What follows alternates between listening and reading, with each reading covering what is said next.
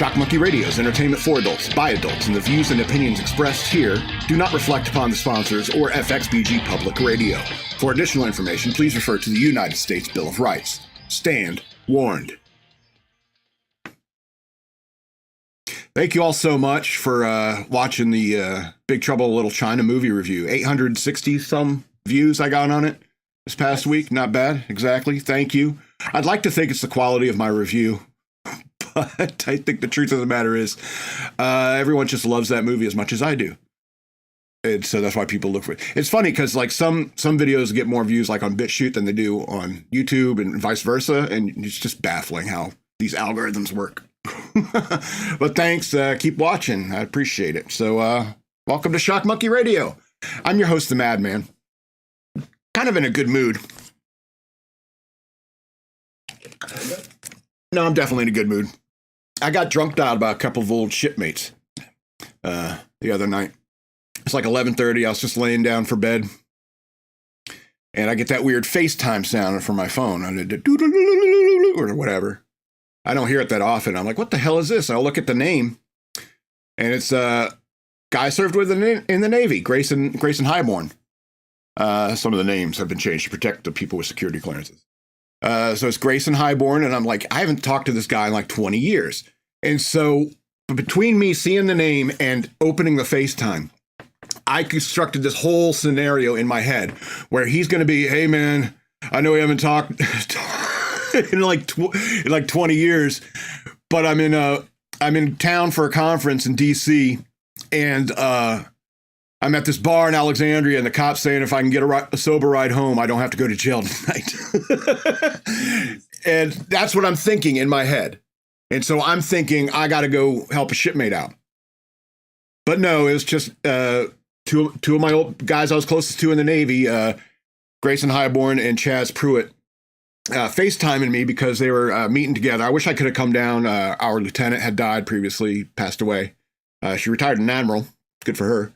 But I don't have any of that money stuff, and I was really needed at work this past couple weeks, so I wish I could have made it just for the sake of seeing you guys alone. But I was glad that you were thinking of me, talking about me, and Chaz must have said 2 or 3 times that you can show that picture, man. You can show that picture, man. Yeah. Oh, there's a motorcycle going by. But he must have said 2 or 3 times that he must have said 2 or 3 times that he said my YouTube channel is the most underrated YouTube channel on the internet. And I cannot tell you, dude, how much that fills my sails full of wind, you know? Because I do these videos, I've been doing it for over a decade now, and even if it makes just one person, if it makes you, singular or plural, laugh at any time, then it's a net positive in my book. You know, even if my only subscribers are friends and friends of friends, I don't care as long as, you know, I'm making some sort of positive thing in the world. You need to zoom out so the money's in the shot. Yeah, I also like that shot of you in the middle, just so baby-faced and young. I know. It's funny because one of us looks exactly the same. and the other two just realized, oh, we need facial hair. See, that's Chaz giving me the money because that's what you have to do when you bet on the Bills. You know what I'm saying? The Buffalo Bills. You're going to have to pay somebody money. And that was me that day. I'm kidding. I forgot what that money was even for. I don't even remember where it was, but these two guys FaceTime me. Chaz must have said 2 or 3 times. Most underrated YouTube channel. I appreciate it. Grayson said, oh, I'll check it out. We'll see. But and I hope you guys know that, you know, you could always FaceTime me in the middle of the night, and you could say I'm outside of a bar in Alexandria, and this cop says if I can get a sober ride home, I'd get some coffee and try to sober up myself by the time I took the hour drive to get there, so I can come help a shipmate out. And that's how I roll with people who I consider all my crew. I wish you guys could come up to Fredericksburg sometime, meet new members of my crew, and I would love to get you guys working in this too, but I know you probably make it $300K a year. You still have your security clearance. Yeah, but this is fun. Yeah, this is fun. And I don't even want to use your real names. I'm afraid of even using the picture because if you still work in that business, just associating with me could get you in trouble, especially if the Democrats win and they start hunting down people who are against their regime. Anyway, I love you guys, and there's one thing I forgot to say to you before I hung up, and as soon as I ended the FaceTime call, I was like, I forgot to tell them this. And this is very important. I have a Patreon. Go to patreon.com/shockmonkeyradio and become a patron today. Or you can send me money through Cash App. Use the hashtag shockmonkeyradio, all one word. You can also follow me on social media at Denalasaw. That's the word wasteland spelled backwards. You guys remember I had that webpage, the Wasteland Discussion Board, and so forth. That's the word wasteland spelled backwards on Twitter. And at SLRobbins13. And if you feel so inclined, you can like, share, and subscribe to things that I post and stuff like that. I understand if you got that 300K job with a security clearance. I get it. I know I'm late on this, but... Yeah. What? I said, I know I'm late on this, but I did the best I could. Still pretty good, man. Still pretty good. And like every day we get updating stuff here. This is so good. Anyway, it was really good to hear from those guys, and really makes me want to keep going. Thanks for the reinforcement, fellas. Good friends are hard to find. Speaking of my underrated YouTube channel, I started thinking about channels that have way more subscribers than I do, like these prankster channels. Have you seen these prankster channels on YouTube? Hate them. Yeah, I hate them too. I mean, it's one thing if it's you and your wife pranking each other, and you're using your Nest Cam or whatever to record it and stuff like that. But if you go out in public and prank people, quote unquote prank people, I think those people should be arrested. I mean, even at the very least, wasting people's time. Like those people that go up to the counter at Walmart and say, "Yeah, I'm looking for it's the whole Bart Simpson prank." What's one of those fake name things? It's like Seymour Butts. Seymour Butts. Yeah, he goes by Seymour. Mr. Butts. Seymour Butts. It's not that funny, and it wastes people's time. You shouldn't do that. And all you people who subscribe to those kinds of channels and like that kind of content, I'm starting to think we need to arrest you too, because you're stupid. You're very, very, very dumb because you think that is interesting or entertaining or funny. I don't even like when people like film fights. I see tons of videos of people fighting, and I think you're irresponsible for filming that. I know people love it. I know people love seeing it. And body cams, in many ways, end up as fights. But that's law enforcement, so I think it's a completely different matter. So I'm wondering, do I really need to go out and do something terrible to strangers in public in order to get more views, more content, or something like that? Or can I just use my intellect and sense of humor and the way my patter in order to entertain you? Does that make my content crappy?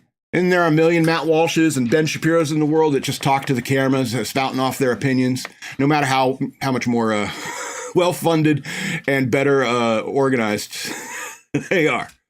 You know what I mean? But I'm not always talking politics, and I'm not always talking entertainment. You know what I mean? I talk about stuff that's going on in my life. I talk about stuff that's going on in the way I view things, and, it's a little bit of the news. So those of you who subscribe to that content, shame on you.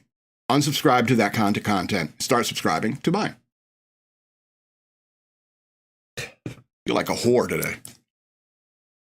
Doing something right. This image in my mind of Chaz throwing money on me. Shake it, baby. It's bad to have a good imagination, because sometimes you accidentally think of something you don't want to think about. Like, how do they handle boogers in space? All right, assuming astronauts in the space station never pick their nose. Right. A tater's going to fall out sooner or later. You know what I mean? There is an answer to this, EK. I know it. I know the answer. You don't have to jump in. I have a hypothetical. Okay, hypothetical? You already have the answer? I have a basic idea. It's a filtration system in the air. Okay. All the air gets filtered. And that includes boogers and hair and stuff like that. All right. But, sooner or later, a tater's going to jar loose. And you may be walking around floating around for half the day with a tater just floating up inside your nostril. Or just floating around. Yeah. Well, not only, but I mean, it's still in your nostril for like 2 hours, you know, and then another astronaut comes up to you, tells you a stupid joke, and you go, and then, phew, oh, you just not rocketed on the ISS, bro. And what about runny noses? I mean, yeah, in space. How do they deal with that? I mean, I know how they do it. It's filters and stuff like that. Tissues, tissues and toilet paper goes incinerated and so forth. I've read up on this. I have these serious questions. I'll look it up. But the very thought that a bunch of very serious scientists sat down in a room and had to say to each other, what are we going to do about earwax? What are we going to do about boogers? And they had to sit there seriously and scientifically figure out a logistical answer to the problem of boogers when it comes to in space. Boogers in space. I don't even know if I want to make that the show's title. I feel like it's already being shadow banned because I'm talking about boogers in space. Anyway. Does this stuff ever creep up in your mind at all? Am I just that weird? Because of you, it creeps in my mind. Because I'm friends with you. Yes, it creeps up into my mind. Maybe I should stick to what I do best and review movies. What do you think? Ready for it. All right, let's talk about Housesitter, 1992 movie. I don't know how I missed this movie. It is so up my alley, it is not even funny. 92, I was like a sophomore in high school. I do not know why I missed a Goldie Hawn and Steve Martin movie. Hey, I have a question. Is Steve Martin good looking, ladies? Every time I look at him, I think of the guy with the arrow in his head and playing a banjo, or he hates these cans, you know? I see that goofball every time I look at him. But then he's in a romantic comedy, and then he has chicks like Goldie Hawn hooking up with him in the first act. And you're like, is that real? Are women attracted to him? I don't get that. I really don't. Anyway, in Housesitter, Steve Martin, he designs and builds a house for his girlfriend, wraps it puts a big bow around it, and takes her out to this house, asks her to marry him. She says no. And that's the beginning of the movie. Later on, he meets this waitress, Goldie Hawn, and he kind of catches her in a lie. And that's how she catches his eyes. Like, you were lying, you know? And so he ends up talking to her and stuff like that. And she's not early 90s Goldie Hawn. She's still incredibly cute. And her character is quite cute, even though she's a pathological liar. All right. So it ends up with a one night stand. But the whole time he's sitting there talking about his house and this girlfriend and proposing to her and stuff like that. And so what she gets this idea to go up to his house and in the small town that he lives in and starts living in his house, squatting in his house while he's not there, because she told her it's empty. I don't even know what to do with it. I feel I don't know if I should sell it and so forth. So she goes up and squats in his house. And so she's broke, just a waitress who's a pathological liar. So she goes down to the corner store and sees somebody put something on their account. And so she goes, oh, I'm going to have them she knows this guy's name, so I'm going to have it put on his account. And so she's in the store and buying stuff on his credit for the house. She's getting furniture, all sorts of stuff. And so but because she's in this very small town, people are noticing her and using his account. And it's like, who are you? And why are you using his account? And she's like, oh, I'm his wife. We got married. And they're like, what? And so all of a sudden, this normal, boring guy's life got incredibly interesting because this hot blonde is living in his house, claims to be his wife, and he's not around. And all of a sudden, he's an interesting guy. He obviously catches on to what she's doing. And so he goes up there to confront her about it. But he runs into his ex-girlfriend who's like, well, you know, after meeting your wife and seeing you through her eyes, I can kind of see what I missed out on. And he's like, oh, my God. So he goes and tells Goldie Hawn, all right, we got to work together on this lie so I can get her back. And what I love about this movie is that it's about the art of bullshit. All right. It's just these two people who agree to start living this lie in order to make their lives more interesting with certain goals. Like he wants to get his girlfriend back. And as you can might imagine they actually get together, Goldie Hawn and Steve Martin. That's, I don't know, it's kind of very predictable that way. Because they fall in love with each other because, you know, they're caught up in these lies. They're spinning these yarns just to keep the lie going. And then they're like adding new lies when their objectives shift. They're adding new lies when they're angry at each other for the BS lies they've been telling before and stuff. So, because they're making up ridiculous stories. Like Goldie Hawn says how he met him was she was in the hospital with all these bandages on her after a car wreck. And they started talking and stuff like that. And he married her without ever seeing her. And then on her wedding night, he unwrapped her. And I was like, yeah, that really happens in real life. It's like an episode of like a soap opera or a Twilight Zone episode, if you ask me.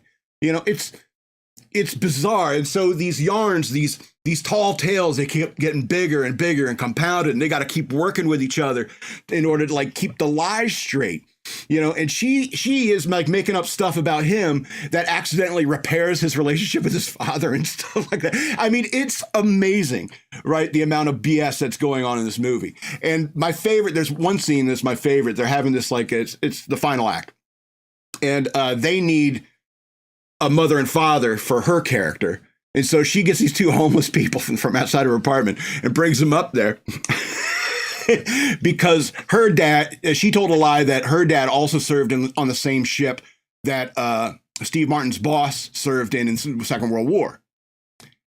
And so, I got to meet your dad. And so his boss has got to meet this dad. They're going to butter him up and try to give him a promotion. Anyway, very convoluted, a lot of lies to keep track of. But the point is that you as the audience are able to keep track of them because you get to see what they see. You know, you're third person omniscient. And so her fake dad runs into his boss and they have a conversation. Hey, you know, USS, I think Philadelphia, USS Philadelphia. Hey, oh yeah. It's like, hey, one word for you, Midway. And this homeless dad of hers, she goes, oh, what a night. And you're like, what? We took 2 torpedoes right off the bat. Boom, boom. And I'm sitting there and his boss is sitting there like, what the hell are you talking about? Midway was like during the day. And we didn't get hit by torpedoes.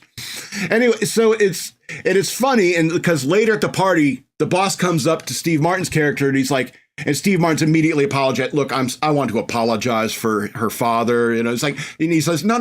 Bernie was always like that. And you're like, what? He's like, you've never met that man before. And you're just like, oh, no, that's exactly who he was. He was crazy. And that was like the scene where I broke up laughing and I died laughing. I said, I got to review this movie because they eventually decide to live with the lie so that they can keep this relationship together. Living with these fake stories that they came up with, like she was having an affair and with an old boyfriend they made up named Boomer, and it's so ridiculous. But they decide to live with the lie because they love each other. It's kind of interesting. It's about the art of bullshit, and it's a 10 of 13 stars movie. It's still one of those. They cranked out a bunch of these romantic type comedies, starring Steve Martin, Goldie Hawn, and people like them. Between like 85 and 95, just anyway, sometimes you can get lost in your tall tales, but that's what role-playing games are for. Don't do this stuff in real life. Alrighty, I'm going to talk about Dredd.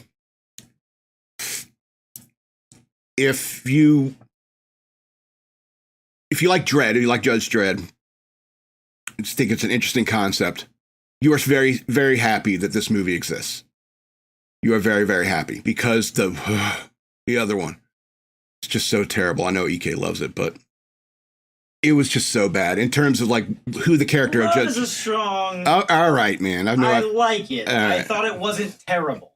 It was terrible. Anyway, so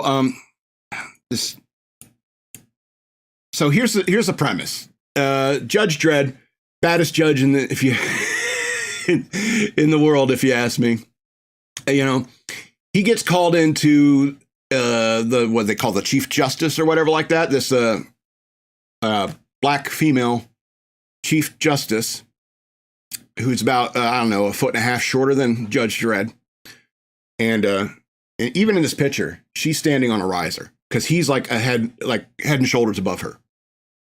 All right, and I'm just going to say this right now to get it off my chest so I don't have to address it again. Women shouldn't be cops. Women shouldn't be judges. Women shouldn't be president, no matter what the timeline is.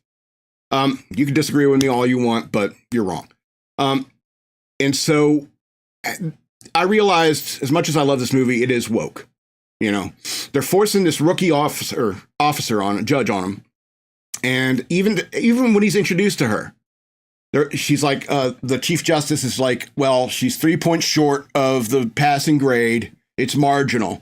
And Judge Dredd is like, it's not marginal. She failed. What is she doing in a uniform? That kind of thing. You know, and she's like, well, she's psychic. So like we said, it's marginal. So we want you to take her out and put her in the deep end. So the deep end, you know, it's because Dredd's awesome. And so, first of all, it's incredibly stupid to put a psychic like that in that position. Why would you put them out on the streets? Why wouldn't you keep them there at the Hall of Justice to do interrogations? Which is what happens. That's what she does when she goes out there. She can interrogate people with her mind. Why would you put them in such a high risk situation? All right.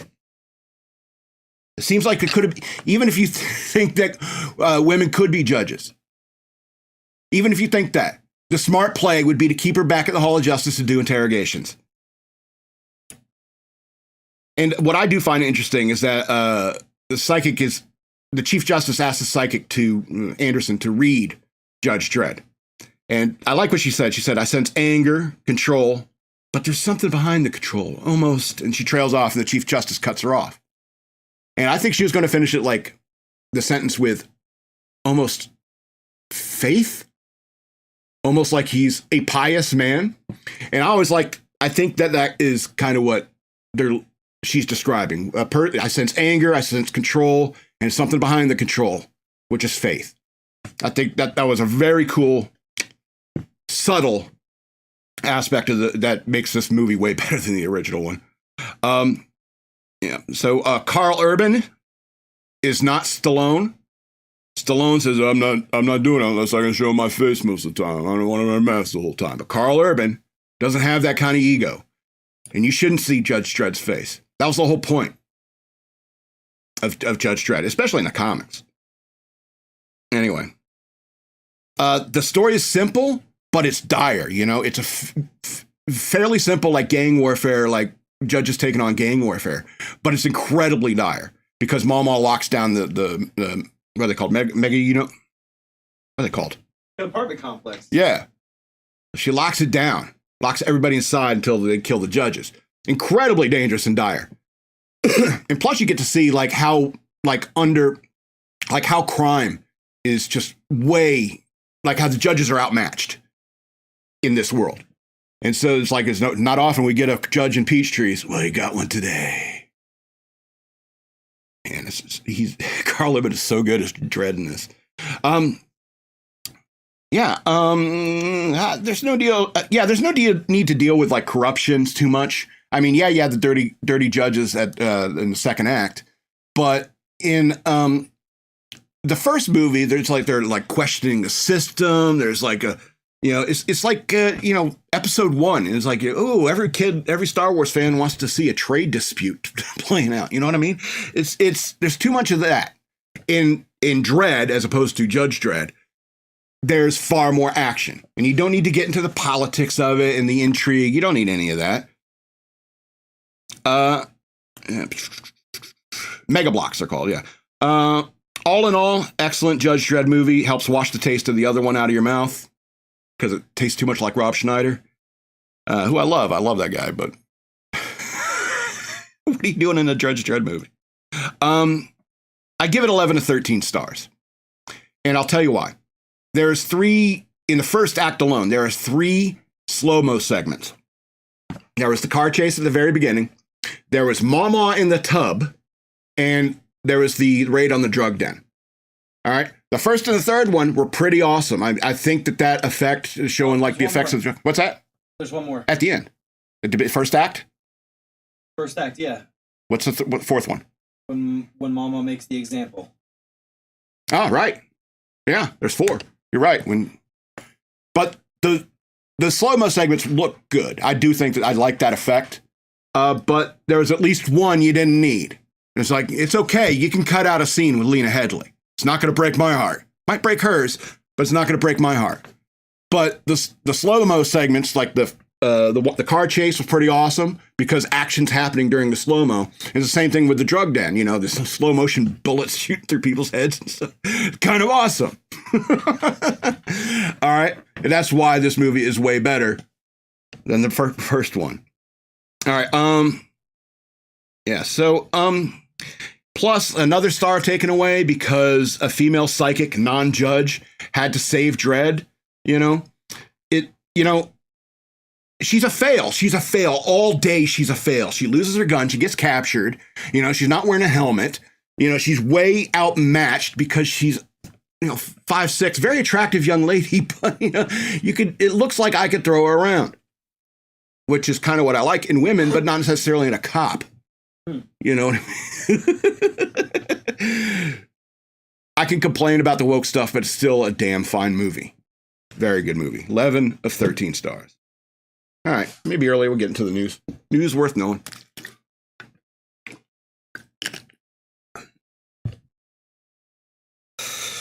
All right. So I guess we're going to be sending more money to Lebanon soon because Hurricane Milton is coming to Florida.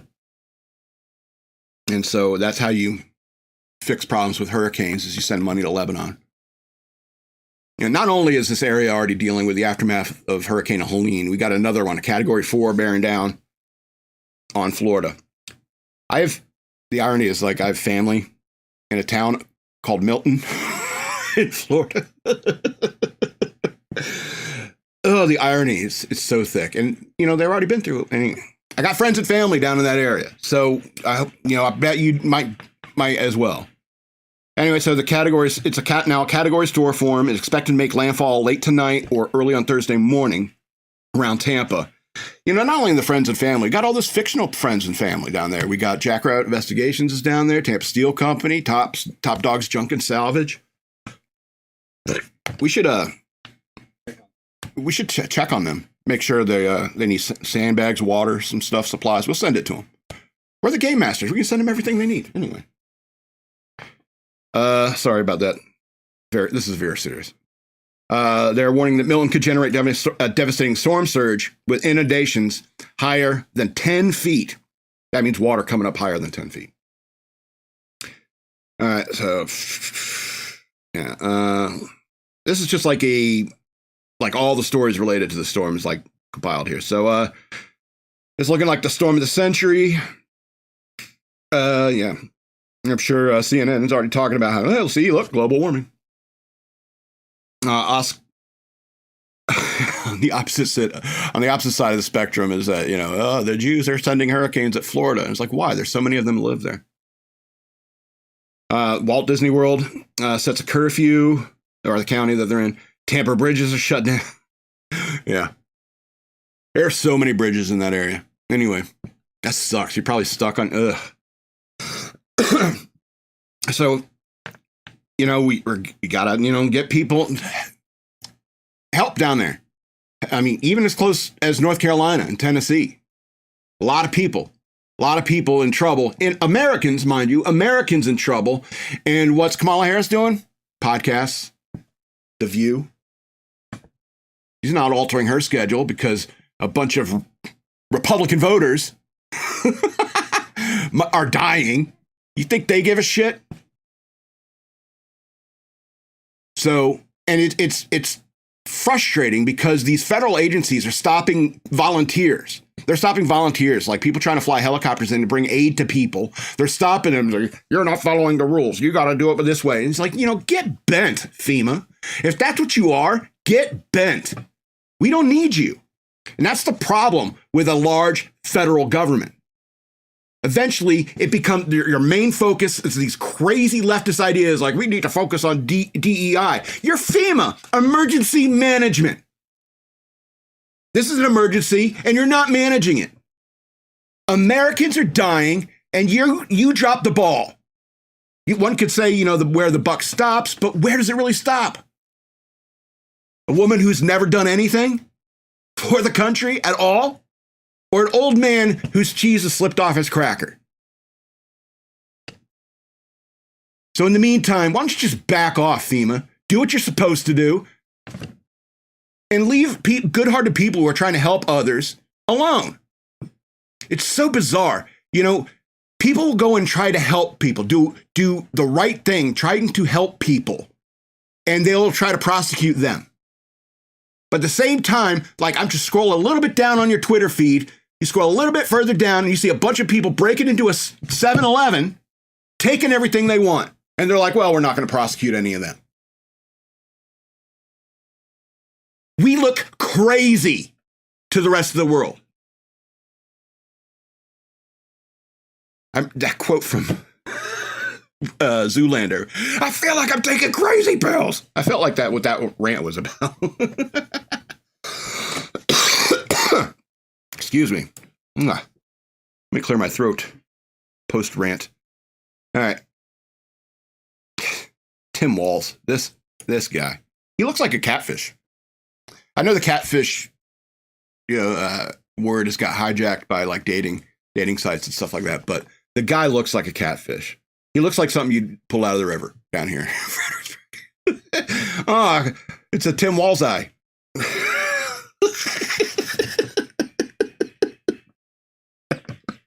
So Minnesota Governor Tim Walz on Tuesday called for the elimination of the Electoral College during a fundraiser in California, a move some Democrats have advocated for in the past election after election defeats. Walz was in California Governor Gavin Newsom's private home in Sacramento when he remarked about the process by which U.S. presidents are elected. I think all of us know the Electoral College needs to go, he said, according to a poll report at the event, Bloomberg reported. We need a popular vote, national popular vote, but that's not the world we live in. Hold your tongue, madman, until you're done with the article. In 2023, Minnesota governor signed the National Popular Vote Interstate Compact, an agreement in which the state would allocate all its electoral votes to whoever wins the popular vote for president, regardless of how individual states voted. The compact would take effect only if supporters secure pledges from states with at least 270 electoral votes. Jeez Louise. See, that in itself is anti-American. Anyway. Quote, Governor Walz believes that the vote matters in the Electoral College, and he is honored to be traveling to the country and battleground states working to earn support for the Harris-Walz ticket. Spokesperson for the Harris-Walz campaign told Fox News Digital. He was commenting to a crowd of strong supporters about how the campaign is built to win 270 electoral votes, and he was thanking them for the support that has helped funding those efforts. All right. Anyway. The point of this article is Democrats, they want the Electoral College to go. They also want the filibuster to go.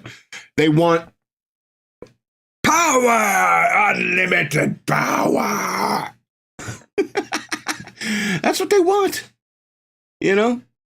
And I don't know if I will have time to sit here and go into what happened in Greece, but, a true democracy is chaos. It's nonsense. The founding fathers knew that. However, they did like some aspects of democracy. They liked the fact that we vote for people to go and represent us, whether it's in the state or in the federal government, and they vote on issues. That way, you don't need to stop everybody in the nation. Hey, we're doing a relief effort bill to North Carolina and the southern states. So we need everybody to stop what you're doing, stop handing out water to people who stop rescuing people so you can go to the polls and vote to help send aid to those people. Do you understand what I'm getting at? A representative democracy is what we have. All right. A true democracy is nonsense. It's ridiculous. And the only reason you're pushing for it is because 50% of the people in this country are stupid enough to believe your bullshit. You damn catfish.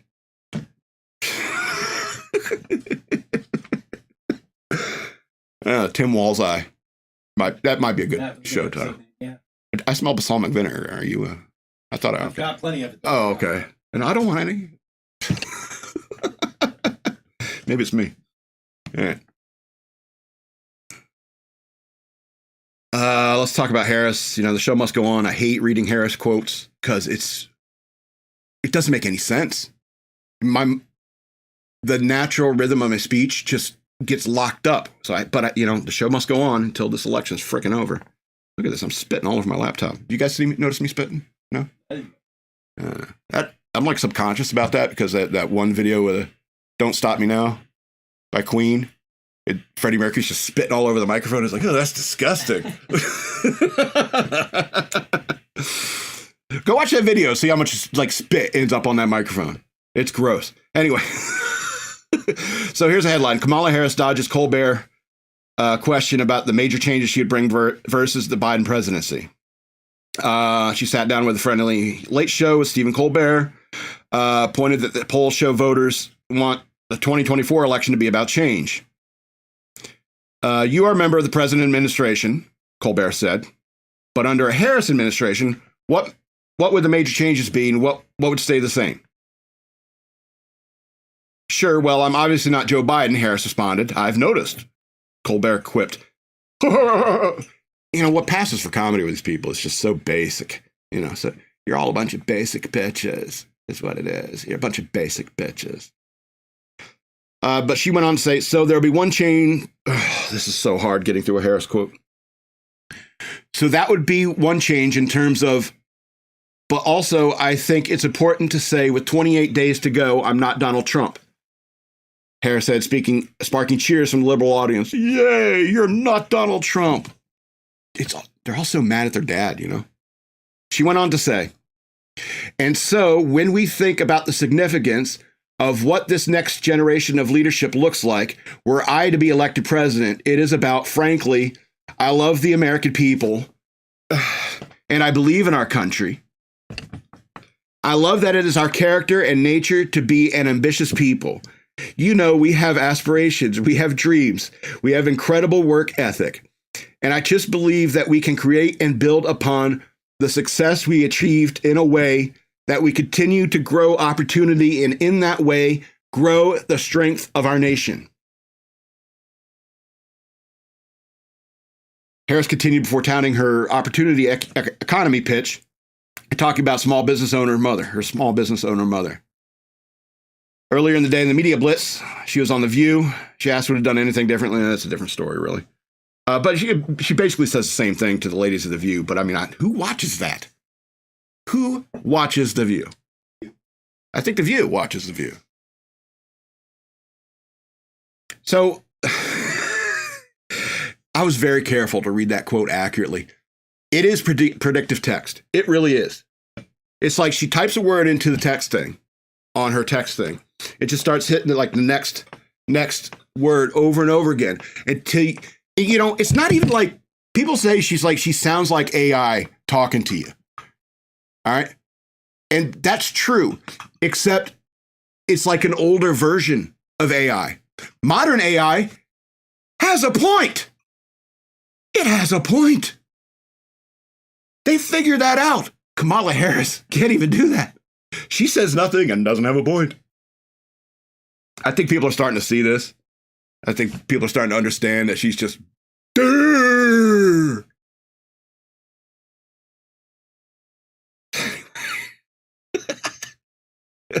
don't know what else to say. She's friggin' stupid. And think she's gonna, you know, just because she's a woman and she's a minority, you know, get bent with that nonsense. That sexist, racist nonsense. We need qualified people for the job. If the most qualified person for the job is Peter Dinklage, get him the hell in there. I don't care if he's qualified. And there may be a female president one day. But you know what? She's going to have to be way smarter than this bitch. Anyway, let's go to the next story. Margaret Thatcher's rolling in her grave. Is she dead? Margaret Thatcher? Let me check. Margaret. No, Robbie Thatcher. Yep, April 8, 2013. Rest in peace. All right, so let's get something closer to home. University of Virginia hit with a civil rights complaint, accused of racial discrimination against whites. I'm honestly baffled that this isn't happening more often. At UVA, though? Yeah, UVA. Charlottesville's liberal as shit, dude. Yeah, I've spent time there. I don't see it as... Yeah, how many years ago? Last time I was there was 20 years ago, and it was liberal as shit. You probably thought it was pretty cool. Anyway, so this is first on Fox. University of Virginia appears to have changed the website description of a mentoring program for BIPOC students after civil rights complaint was filed with the U.S. Department of Education. Federal civil rights complaint filed by the Equal Protection Act Project, EPP, on October 1st accused the University of Virginia of creating, sponsoring, and promoting a racially discriminatory program called the BIPOC Alumni Student Mentoring Program by excluding white students from the program designed to help classmates who fall into the Black, Indigenous, people of color category, BIPOC. The complaint noted that the program's goal was to improve BIPOC undergraduates. You know what that means, BIPOC? That whole thing is everything but white people and Asians, I guess. Well, no, it includes Asians. It's almost Black and Indigenous. Black, Indigenous. What about people of color? Oh, and people of color. BIPOC. So basically that means everybody but white. And, you know, people are catching on that this is racist nonsense. It's funny, you know, even if you after like the Civil Rights Act, you know, it's people still segregated. It's natural, you know, for people people to hang out with like-minded people, you know. And I don't know if that's necessary. It's just people do that, you know. It's in their nature to do it, to segregate themselves. And now everyone can get access to universities like University of Virginia, and they get there, and what do? They segregate themselves. They make this is a Black-only space. This is a Hispanic-only space. Why are you doing that? It's like, well, we're having the Hispanic-only space in the library today, so all white people need to get out of here. What about those Asians over there? Well, they're not white. You know what I mean? It's I don't know. It's like racism is in our nature. It's in our DNA or something like that. It's depressing, but it doesn't have to be like that in the world. You know what I mean? The law and the way we treat people who have access to education, you know, that should be equal regardless of race. And I thought we got rid of it with the Civil Rights Act. But no, it's like, turn around and do this. Maybe in another 50 years, it'll be some other. It's like, oh, discrimination against, I don't know, Asians or Peter Dinklage, you know, whatever. It's bizarre. I don't know. I like that line in the Pirates of the Caribbean. It says, oh, you're cheating, sir. It's like, no, there's what a man can do and what a man can't do. There's no such thing as cheating.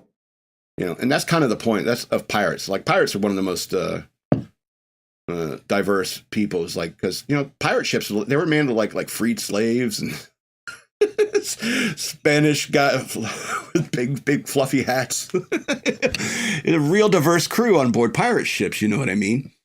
And it was very democratic the way it ran on the ship. Yes, there was rank and, you know, there was order. But it was, if you pissed off the crew, it's like, hey, we haven't eaten in a week. We're pissed. You can throw the captain overboard. And it's like, we're going to get food. You know what I mean? Maybe even eat the captain. Happened. It happened. But you know what? You got Captain Crunch. Those are little bones. Captain Crunch or Captain Crunch's bones. Cartoons have bones? Anyway. I'm sitting here saying poignant things about racism, and then Captain Crunch gets in there. Is that what you're eating, Captain Crunch? Oh. All right, let's get into two lighter stories and get out of here. I got some other things to do later, but not too much. Might be an easier day for me, easier week for me.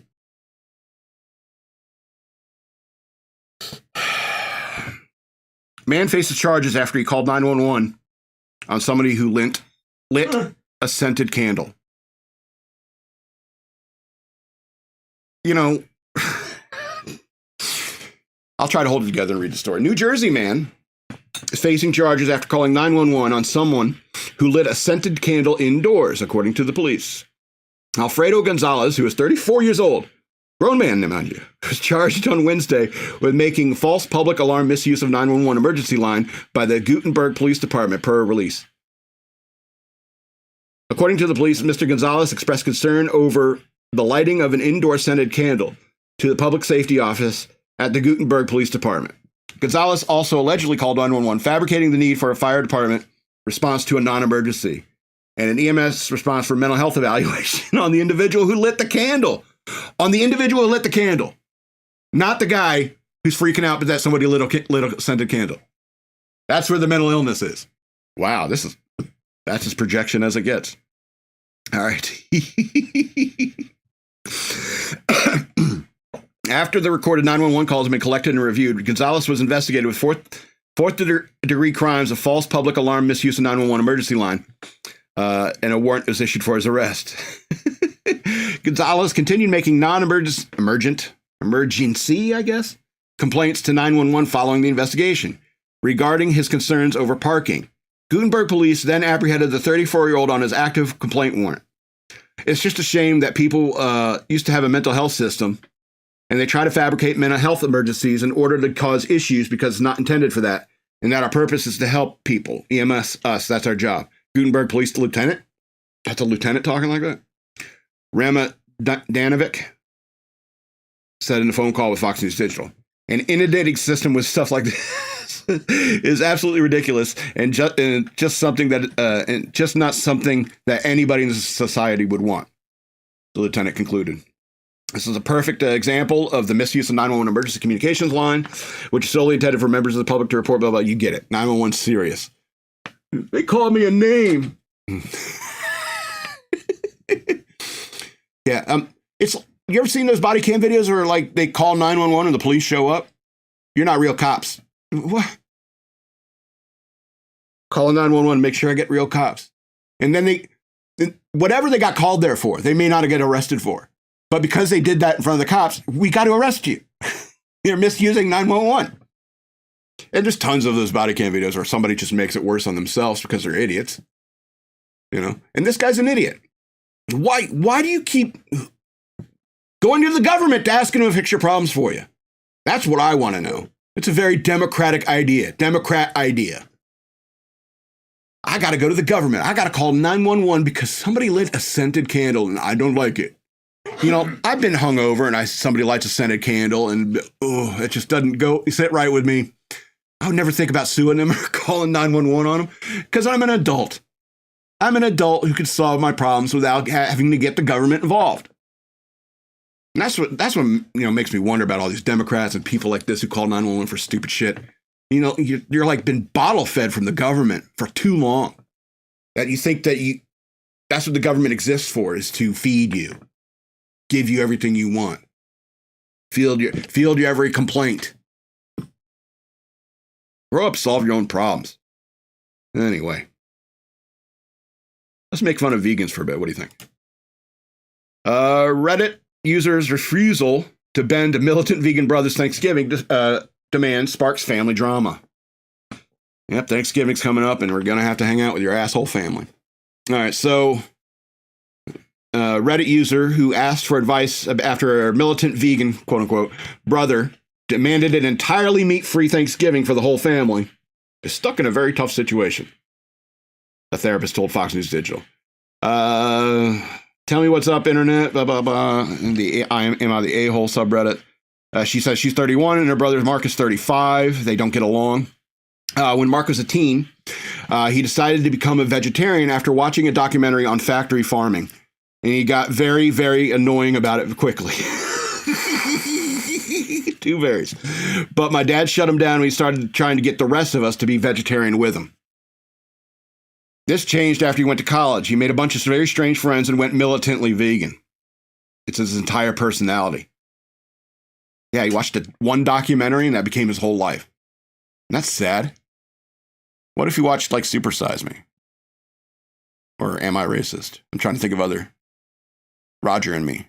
Bowling for Columbine. That became his whole thing. Because that, people try to find identity. And sometimes they pick the strangest stuff to build your identity around. Anyway. She said for a while it did seem like he was getting better, letting him back into contact gradually. That changed when he started dating Pam, a vegan influencer who is a moderately popular online. I don't know if Mark was trying to oppress her or what, but last Thanksgiving, he insisted that Mom cooked at least a vegetarian meal or they wouldn't come on ethical grounds. Tell your brother to get back. Anyway. My mom just wanted everyone to get along on her favorite holiday, so she agreed. It's not a fun meal. That's why women shouldn't be judges. I'll do it. I'll let them go, I guess. This year, though, things were different. She now owns her parents' old house, and her mother is having health problems. My mom asked me to host Thanksgiving, so it'd be like usual. She wants to know what's going to go on after her. I told everyone in the group chat so Mark and Pam could make travel arrangements, and Pam immediately started gushing about all the vegan replacement recipes she could give me to replace the traditional ones. Taken aback, she asked for a vegan main dish recipe, but told the family she would be making traditional Thanksgiving meal in addition to vegan options. Mark and Pam had been arguing with me for days, and then Mark said that if I wouldn't make a meat-free meal, they wouldn't come. This upset my mom, who asked me to make what she made last year to keep the peace. No, Chief Justice, no. I told her Mark needs to get over himself, and I'm not coddling him. I'm having turkey on Thanksgiving. The two of them said they would not show up if anyone eats at this meal. If meat is served to anyone, they won't come. The two also refuse to eat at any restaurants that serve meat. Her father agrees with her take, she wrote, but is worried that Mark's refusal to come Thanksgiving dinner will have a negative impact on his wife's health. There's a not big, but also not zero chance that these might be some of the last family holidays we have with her. My mom thinks I'm putting turkey over my family, and I'm not so sure anymore. Now she's pressuring you. And because you're a woman, you're probably going to give in. She's considering picking up a ship to the hospitals that she works so she can cancel for a reason. Nah, they called me into work. Can't do it. It's up to you guys to do it. Have your little vegan thing. Mom would be disappointed, but she knows my job is demanding and necessary, so she wouldn't be too upset.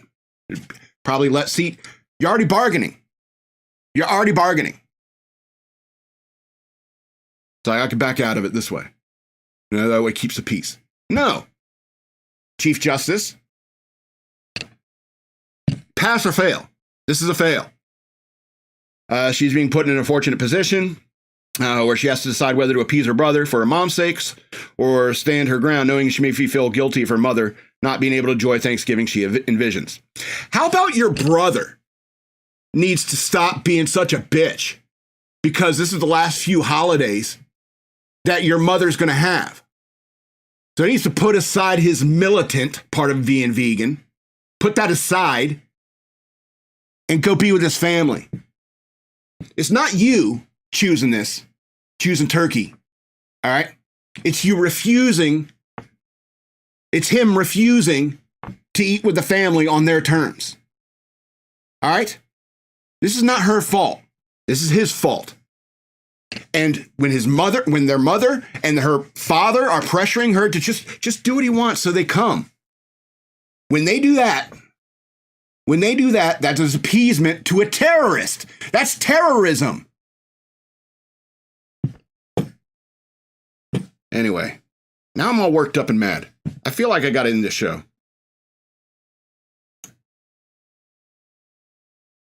I want to remind you again that I have Patreon. Go to patreon.com/shockmonkeyradio. Become a patron today. Or you can send me money through Cash App. Use the hashtag shockmonkeyradio, all one word. Follow me on Twitter at DNALATSAW. on Twitter, and at SLRobbins13 on the Instagram. So I also have books available for digital download. Search for the author Scott L. Robbins with 2 T's and 2 B's on Amazon.com. Or you can follow the links down in the description below. That's why I was pointing down there. I'm sorry I'm angry. I'm still in a good mood, though. This has been Shock Monkey Radio. I'm the Madman. Te quiero. Te quieros. Te quieros.